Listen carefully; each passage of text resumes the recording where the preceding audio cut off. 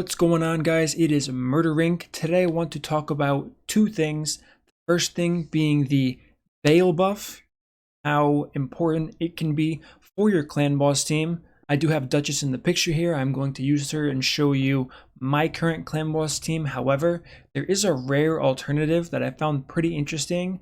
And yes, I know, Murder, are you crazy? You just said the word rare. Yes, I'm talking about a rare. I'm going to try to start incorporating rares into videos because I know some people are kind of frustrated in how limited some of my advice is as far as what champions you can and can use. Mostly I go for concept when I'm explaining things, but here I'm going to give you a direct example of a legendary you can use as well as a rare. Now the rare isn't the easiest to get, it is a void rare. I will get into that a little bit later on in the video, but the main part and the main thing I want to talk about is I've been doing a test recently to see how big damage reduction can in fact be for the clan boss, and surprisingly I have been getting incredible numbers. So hopefully I get to show you that today with this clan boss run. As we can see on the screen, I am using Alton as the leader, Valk, Tyrant, Duchess, as well as Dracomorph. So what I'm going to do now is I'm going to start this run off. Let's take it off of auto. Let's shift this to the right a bit here. So I'm going to show everyone's gear, of course, once we get a little bit further on into the video. So as you can tell, the clan boss did go first here. So basically what that means is my champions are slower than 190. We will get into that. This is a hybrid team comp. It has to do with 3 champions between the speeds of 171 and 179. And then we have Duchess cycling through. One of the main points I want to achieve here with this comps and to show you guys is how good the Veil buff can be. Alright, so from here we can hit auto and watch this go. So the one important thing on top of the Veil buff is threat. People ask me about threat all of the time. How do I make it so one target that I personally pick gets stunned all of the time, no matter what? The way to do that is perfect Veil. Now, you don't need to have perfect Veil. Veil will work fine as long as it cloaks the entire team, which is why I'm going to show you a rare champion who can do what Duchess does. My point in making this team comp is, first I took every single damage reduction champion I can get my hands on. So that would include Duchess with her passive and the Veil buff. We have Tyrant, whose HP burn reduces the damage the target does to you by 10%. And we also have Norog. Unfortunately, I could not use Norog and a counterattack champion, so I was able to live around 60 something rounds in Ultra Nightmare, which is absolutely insane with a Norog. However, I only did 28 million damage, so it wasn't that impressive, especially with the amount of gear I put on all the champions. So that isn't something I'm going to show you. I don't think it's beneficial at all. However, I did find the perfect balance with this team comp here. So what I was able to do is I was able to speed up Duchess, so she got an extra turn for every 3 turns the clan boss took. So she will take 4, the clan boss will take 3. This will let her cycle her cooldown, so it's always up for the slam. Now on top of the slam guaranteeing a go on Duchess, this gives you a lot of freedom because it lets you build one champion with insane defensive stats, not so much have to worry about the rest of the team. If you use someone like a tower with unkillable, if you use even just a skull crusher with shared protection, this really lets you focus on 4 champions building tanky for AoE and 1 champion building really tanky for that single target stun hit. So I think that's very important. And if you do have Valkyrie, she is definitely the best champion to use in this situation, outside of maybe Rashkard the tower, since it is unkillable, and obviously we know the benefit to having unkillable on your team. However, incorporating a counterattack with a tower also probably will limit your choices in the champions you can use. So I highly recommend, if you do that, really think about the team you're going to use and then go on forward from there. Now, if you don't know and you have Tyrant, one thing to notice is under 70% health, he will not use his HP burn on auto. So this is a huge point you definitely don't want to overlook here.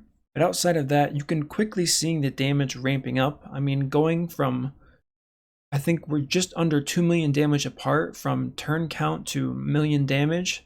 So that's really strong there. As we'll see, we are going to survive quite a few rounds. So this is definitely going to be a cool clan boss fight to watch. One thing I do want to go over while I'm here and while we're waiting for this fight to conclude is, how do you determine the threat of the clan boss? What are the different factors? How can you figure this out on your own if you decide not to use the Veil buff? So on and so forth. So one thing I want to talk about is the leader aura generates threat. I'm pretty sure most people know that. But on top of the leader aura, the placement of your champions also matters. Now, before people start jumping up and down, going crazy, saying, that's insane, how did people not know this? While it does matter, it is very hard to make that play a gigantic role in who gets slammed, because there are many other factors that do determine who gets stunned on your team. Defensive-based champions have a higher chance of getting stunned than support, attack, HP type champions. Attack type champions have the lowest chance of getting stunned as far as threat generated goes. Total health, current active health, both play a role in who generates threat. The amount of buffs a target has on them, as well as if the target is in fact killable. So now, what does killable mean? And this is where a lot of people are running into problems with their unkillable runs, using the team I talked about with a Skull Crusher as leader, as well as a tower or the second champion covering both of the AoEs. If a target's health is too low and they have an unkillable buff, the clan boss will pick up on that buff, recognize the target isn't killable, and it will move on to the next target. So if you run this team, you know that you need your Skull Crusher to get stunned. The entire team comp depends on that. So with that being said, what can you do to ensure that doesn't happen? What I recommend to people, if you're running into this problem, use an Immortal set on Skull Crusher so he is passively healing up.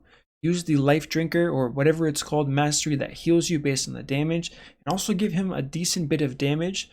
So while he's in between stun rounds, he is healing up, have enough health to let the AI of the clan boss know he has enough health where it's not picking up the unkillable buff on this champion when going forward. Those are a few things that you should really keep in mind when going forward on how to approach threat. So as we can see here, we are kind of whittling down here. One thing I forgot to mention about this team, they are all wearing stalwart gear and none of them has any type of heal on them, besides Tyrant, of course, who has a heal built into his kit. This is pretty interesting to see. I did notice a few times Dracomorph got resisted, which is kind of unfortunate. However, I did my best to really take advantage of the damage per minute and damage per turn and give everyone as much damage as I could, while also making them as tanky as possible. The only thing that really matters is that they survive the 2 AoEs. As we see here, Valkyrie did just die. The reason why I have Duchess going twice in this turn is so she could revive and use her stun right there to prolong the run just a little bit longer and get that extra damage out.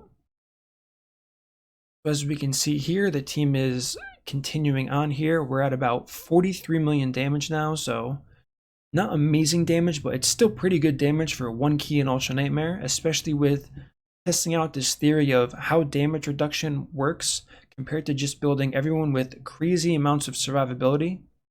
I'm really excited that it's doing pretty well now. The best key I ended up doing with this team comp was 49 million damage. I definitely do have to balance this a bit more, but I can say based on how this run is turning out so far, I cannot complain too much. So it looks like we're going to end at 45.3 million damage in this Ultra Nightmare key. Lasted for 10 minutes. So as we can see here, we have Alton doing 11 million damage, Tyrant doing 9 million, Valkyrie doing 5, Duchess 6 million, and Dracomorph at 13.4 million damage. So overall, this key is pretty well rounded. Now what I want to do is show you the gear, because I know lots of people are going to ask what the gear was like on these champions. So first, let's start with Tyrant. As mentioned before, he is in stalwart gear like the rest. 4,400 defense, 43,000 health, 176 speed, 100 crit, 220 crit damage, 250 accuracy.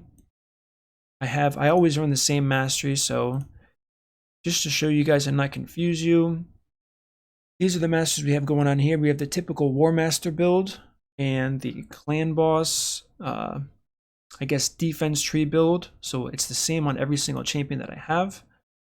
Getting back to gear, once again, Alton is wearing stalwart gear. He's got 3,700 health, just under 5,000 defense, 99% crit, 245% crit damage, 248 accuracy. Now the highlight character, which is Duchess. She isn't as geared as I would like. Ideally, I'd want her closer to 5,000 defense, but this is what I could do with the time. I tried to give her a bit more damage, and as you can see, she did pull out 6 million damage, which is very high for a champion like Duchess, so I did want to mention that. We got 53,000 health, 4,100 defense, 235 speed, 86 crit rate, 168 crit damage. Next we have Dracomorph. Dracomorph is in Stalwart and Immortal gear. We have 34,000 health, 3,700 defense, 181 speed, 108 crit, 189 crit damage, and 261 accuracy.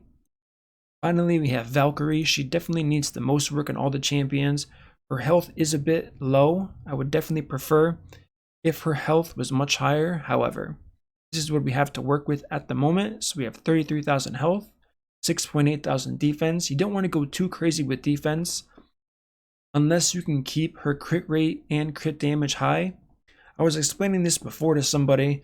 If Valkyrie has too much defense, the person taking the stun is going to get one shot, and you're pretty much wasting defense on her, where you could be building damage across the whole team instead of just focusing on defense. So it is cool to see someone build 8,000 defense. It's definitely possible. However, you would need someone with 65,000 health and probably 6,000 defense, being realistic, to be able to survive to die after someone's dying from the AoE. So that is definitely something to keep in mind if you have Valkyrie and you're going forward. I have 72% crit rate, 109 crit damage. That is the team that I'm talking about here. So if you don't know, Perfect Veil was changed to now it's a damage reduction, whether it's Perfect Veil or the baseline Veil buff.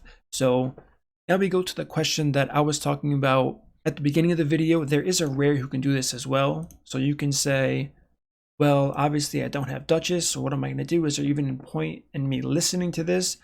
Answer is yes. This guy right here, Steadfast Marshal, is, I can't say he's better than Duchess, but his kit is really, really good, and I'm glad I found this, and I'm glad I get to show you guys this today. So he has a baseline Veil buff, which it's half of the damage reduction that Perfect Veil gives, but like I showed you, my team's doing anywhere from 49 million damage to, I think the lowest I saw was 44 million damage. If you're just looking to 2-key, 3-key Ultra Nightmare, you can use this guy. He is that good. So my point being, this is a 7.5% damage reduction opposed to 15% that Duchess gives, plus her passive. So as we see here, 4-turn cooldown goes down to a 3-turn cooldown. Now if he's getting stunned, this won't go off cooldown, so this is technically considered a 4-turn cooldown, even with it booked, since he's getting stunned. Reason why this champion is so good is his A2 is a 3-turn cooldown, so it will happen once per cycle, and it grants an extra turn. So this is huge. Now you can build someone at 171 speed. He gets 4 turns to the clan boss's 3 turns. So you can insert this guy into your list. He's HP based, so you can build a ton of HP on him, crit rate, defense. Use him strictly to always guide the stun to land on this champion. Also, he is void, so that's huge. He has no weak affinity. So think of Force affinity, Spirit affinity, Magic affinity. Now everyone else is going to be under the Veil buff. So this is the only targetable champion at the time. So this could be absolutely huge for your clan boss team. Use this guy. You can run him at normal speed. Like I said, you don't have to build him high speed like Duchess, which further increases your chances of building him very tanky for your clan boss team. So all of these things, you can do that. Now you have someone to permanently soak the stun on any difficulty you choose to use this champion in, if you do have him, and you are pretty much good to go from that. Outside of using a champion like this, like I said, I would recommend making sure that you don't use him in a speed team, because he is going to desync if you use him in a speed team.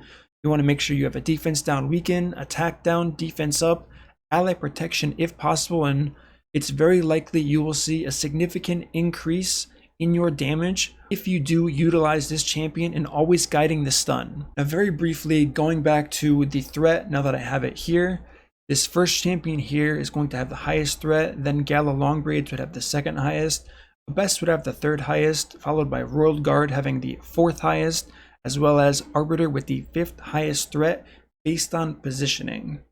Now this was something that was speculated on by not only myself but a few other people, and they said, well, how would we test this so we know for sure? The answer was using 5 duplicates, which luckily I had of a couple champions, equalizing their gear, watching their health go down, and pretty much watching the order that the clan boss chose to stun. Once we reached to that stun phase, I thought it was really interesting, and I did a few tests. I noticed right away that there was in fact a distinguishing factor in where they were placed. Hope you guys benefit from that information.